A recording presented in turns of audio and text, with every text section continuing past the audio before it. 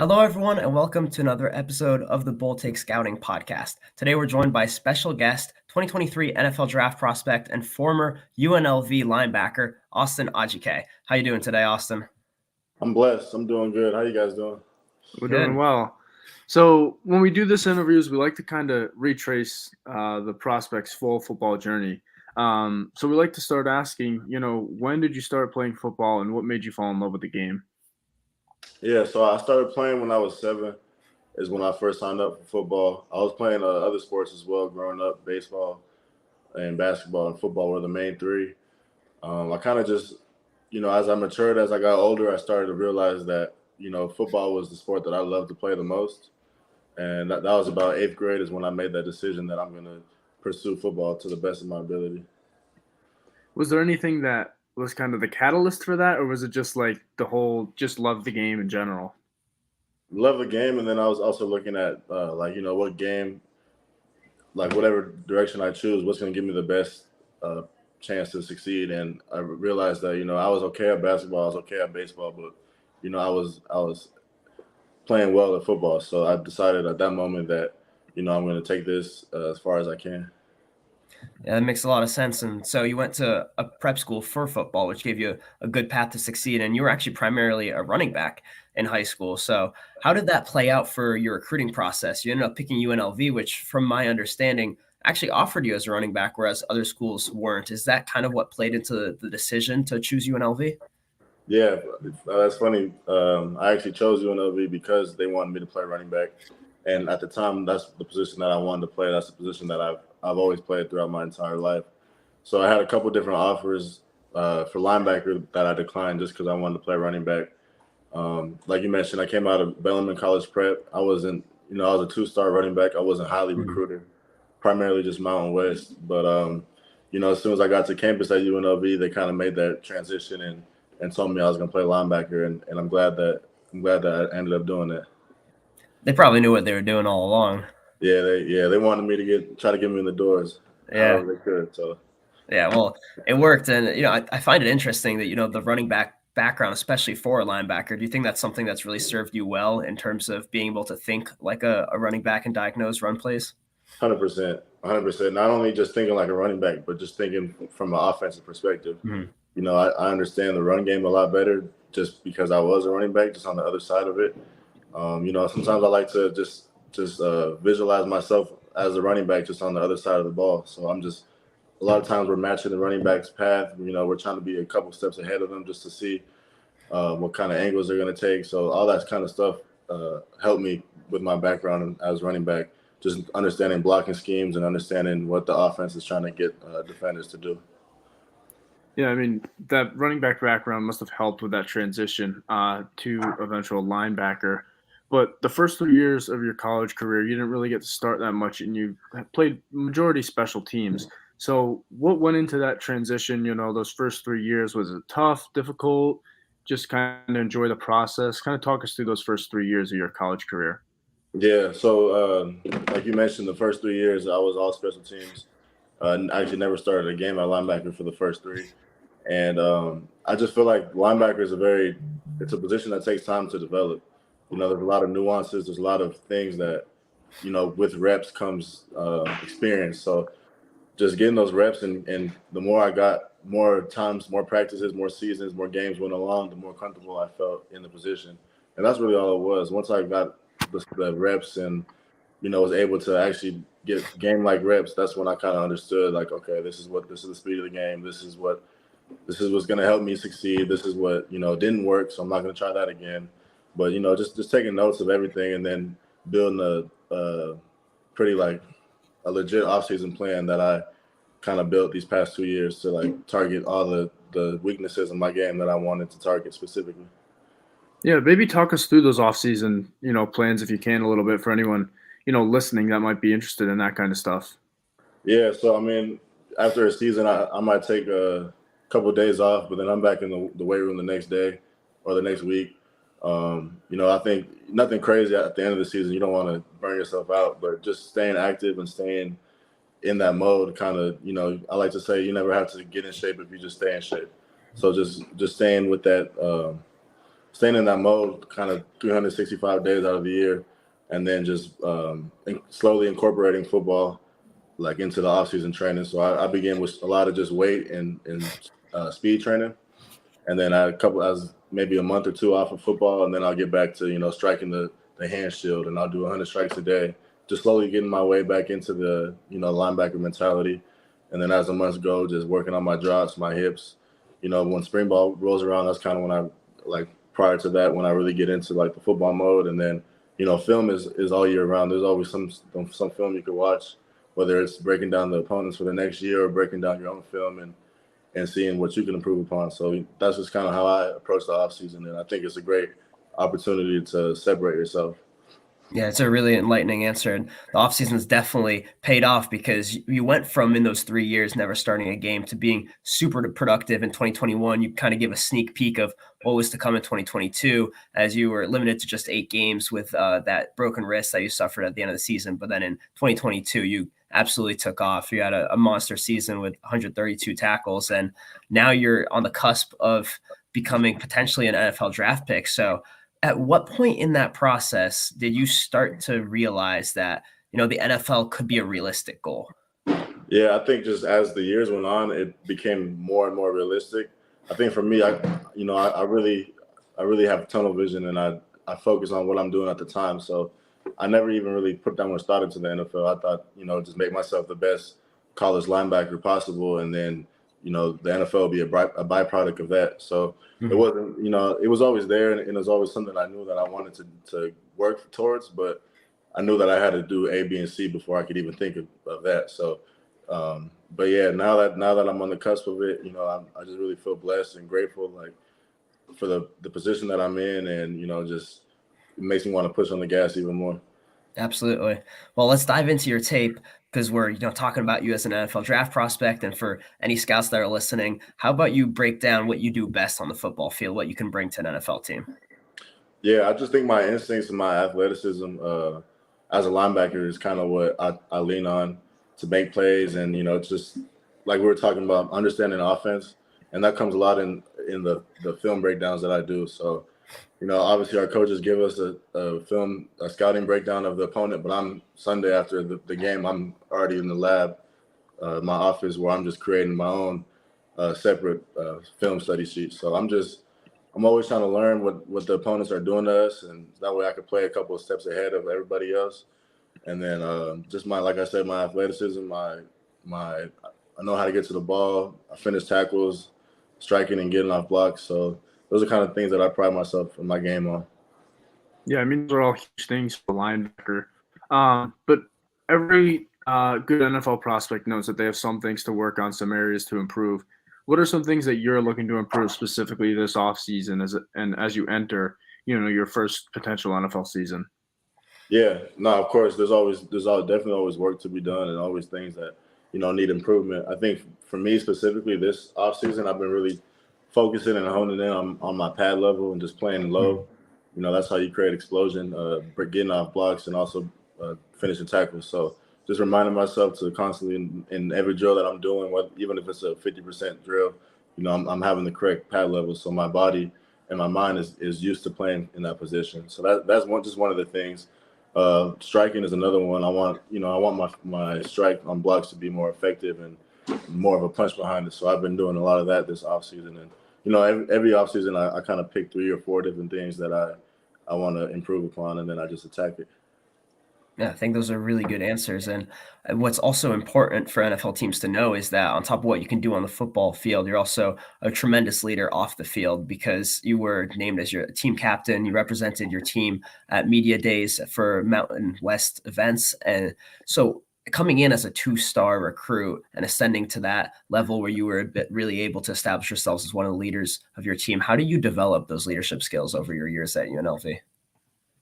Yeah, I just feel like that comes with experience, and that comes with, to be a leader, you got to, I think the first step, and the step that a lot of people, kind of unfortunately forget about, is you got to connect to the people you're leading first on a human to human level. You just do that by just having conversations, really checking up on people and just being genuine to people. And then once they feel that, the trust starts to build. So I think I just built a lot of trust amongst my teammates over the course of those 3 years, the first 3 years, and then it put me in a position where I was viewed as the leader.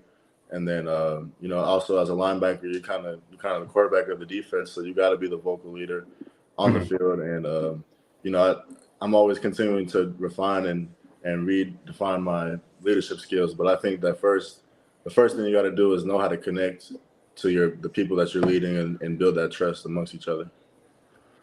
And I'm sure the coaches also see you lead by example. I mean, you mentioned, being in the weight room a week after the season ends. I'm sure not everyone on the team is apt to do that. So I'm sure, alongside your ability to create personal connections with your teammates, I'm sure that was another huge thing that the coaches saw in you that kind of led them to help, make you a captain and kind of represent the team. Yeah, no, definitely, it definitely played a part in it, and I think the players also noticed it because they realized, I might be on them tough for making sure they're finishing their reps or whatever, but they know that I'm doing the same exact thing. So, like I said, it just builds that trust. Yeah, and talking about your team a little bit, I know you guys never had a winning record in your 5 seasons there. Was it a little difficult to kind of see the bright side every day and kind of maintain that positive attitude and that leadership throughout that time? Yeah, no, that was extremely difficult, and it was also extremely difficult to try to lead a group of younger players Mhm. when there's not a lot to show for. You know what I mean? There's a lot of because we went from January on until the season was over, so it's basically a 12-month thing, and you put so much into it, you sacrifice so much time and injuries, and there's just so much that goes into it outside of just the games itself. And then when there's not the results to show, it could be frustrating, but that's where a team needs a leader, and that's where I found myself just reminding the guys that it's just about the next game, and if we dominate the next game, if we dominate the next practice, the next whatever it is, meeting, whatever it is, you keep doing that, and it'll stack upon each other, and by the time you know it, you'll be a lot further than you were to start the season. So yeah, I mean it kind of it sucked that we didn't have like the season that we wanted, but I think it built a lot of character and a lot of resilience among me and my teammates. Yeah, I think that's a really great mindset to have. And just looking back at your journey at UNLV, would be remiss not to bring up a really huge life event for you in 2020 when you welcomed your now 3-year-old daughter, Eliana, into your family. And how really did that change your life and especially change your outlook on your football career? Yeah, no, that played a huge part. I didn't even start a game until after she was born, so that's kind of when my sense of urgency just increased. I've always been like a hard worker, a focused, disciplined, those type of things, but it kind of just took that to a whole another level, and Mhm.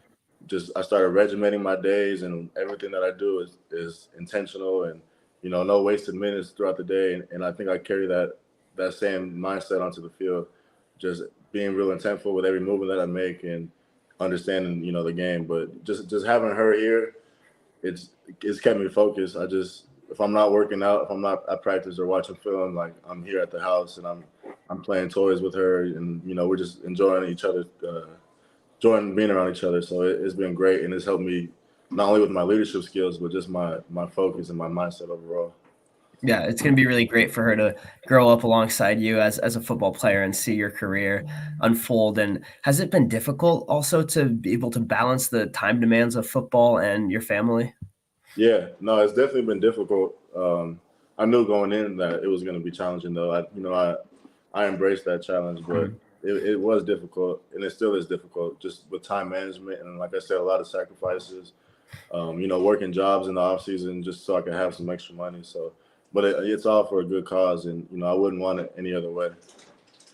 Yeah, and talking about those time demands now, I'm sure you're spending a lot of time preparing for the NFL draft. So your process started at the Hula Bowl, where you're coached by Brian Billick, Super Bowl winning head coach. So what was that experience like for you, and what was it like to talk to teams there at the Hula Bowl? It was, it was a great experience just to be around some of the top guys in college football, and just to watch film with them and practice alongside them, and just kind of see how I stacked up. And then being coached by NFL, people who've proven themselves in the NFL, getting that coaching, it was some of the best coaching that I was ever a part of. So it was just great to take in as much wisdom and as much knowledge that I could in that week. And I think I put some good stuff on film, so it was cool to talk to some of the different teams and everything. Yeah, and then after that, you were a late add to the Shrine Bowl rosters, and not a lot of prospects really have the opportunity to go to more than one kind of bowl game at the end of the season. So, what was it like then to come back to Vegas and show off for NFL scouts the second time? Were you able to kind of implement anything you learned from the first Hula Bowl? Yeah, I think I just kind of understood the second time going around that the All-Star games are busy days, and you're out of your hotel for majority of the day. A lot of just different meetings and photo shoots and deep and meals and stuff like that. But I was thankful that I was a part of the East West, and I was already out here in Vegas, so I was already in shape and ready to go. And once I got the call, my agent just drove me to the hotel, and I was just rolling after that. But it was cool to be able to play in 2 All-Star games. I think it's something that I don't take for granted. Yeah, absolutely. And you probably got talking to a lot of teams, and that continued at your pro day where you made a huge splash where you recorded a 4.55 40-yard dash, 38.5-inch vert jump, and 10.3 in the broad. And Tony Pauline, who's a really respected insider at Pro Football Network, reported that NFL teams actually expected you to run about 4.75, and you just blew that out of the water. And he said that earned you a lot of late round consideration now as someone who could really get their name called in the NFL draft. So is that something that you've also been hearing from your side with conversations with teams and your agent? Yeah, no, yeah, for sure. That's kind of the same thing that I've been hearing. I think the East West and then the pro day really helped me out from going from a free agent to priority free agent to maybe even a late rounder. So, I try to do everything in my power to put myself in the position and then let the chips fall where they may. Yep, and you've absolutely nailed the pre-draft process. And now that these 3 events are in the rearview mirror, what does the remaining month and a half until the big draft weekend look like for you? That's just gonna be, just staying in shape, continue to work out every day, twice a day, honestly. Mm-hmm. But just staying in shape and answering the phone calls when they come, and just hanging with the family and enjoying the off season. Yeah, I mean that sounds like a really great opportunity to be able to enjoy the time with your family as well. Not everyone really gets to enjoy the pre-draft process with a fiance and a daughter. So really, just a great time that you can get to enjoy. As we wrap up this interview with our last few questions, we love to ask all of the prospects this: who have been the best players that you've played against in college so far? Yeah, that was a good question. I think probably the best that I've played was Michael Meyer from Notre Dame tight end. Mm-hmm. There was a lot of hype going into the week about, first round draft pick. This is where you make your money. They said he could run. They could run with the ball. They said he could block well. He can catch, and he lived up to all those things. So he was one of the best players that I ever played against. Yeah, there's so many different guys that I just, even with the East West and the Hula Bowl, just different combinations of guys that I got to play with. But I think he was the most impressive to me. Yeah, it makes sense. He's probably a first-round draft pick, so that's a great answer. And we like, as our last question, to ask for kind of an inspirational note to leave off on. And that's for you to tell us what really is the best piece of advice that you've carried with you throughout your football career, be it something that you heard from a parent, a coach, a teammate, really anyone. Yeah. Best piece of advice: just remain yourself throughout each different season of your life, whether good, whether bad, whether you're waiting on something or whether you just got something. Just staying yourself and remaining in the moment and remaining present at all times is kind of how the best advice that I took, and it's what I'm always reminding myself of, is just to stay in the moment, stay present. Whatever you're doing, give it your all. No excuses, no. Just give it your all. Put your best foot forward, and then if it doesn't work out, it doesn't work out. But if it does, you know why it did, because you put the work in. So, just stay present and stay locked into the moment. I mean, we definitely saw you, follow that, throughout your 2 seasons as a starter, and then, the both bowl games that you went to, and obviously your pro day where you really showed out for scouts. So I think that's a great piece of advice for anyone to really listen to and follow. Yeah. No, for sure. I appreciate it, man. Yeah, well, thank you so much for coming on, Austin. It's been great talking with you, and we wish you so much luck in the remainder of this draft process and then in the NFL. Really enjoy draft weekend, and good luck in the future, dude. It's been great having you on. Nah, we'll do. Appreciate you guys. All right. Thank you. All right. Have a good one. You You too. too. All right. Thanks everyone for watching and listening. We'll be back with another episode soon, probably to recap NFL free agency and see how that affects the upcoming NFL draft.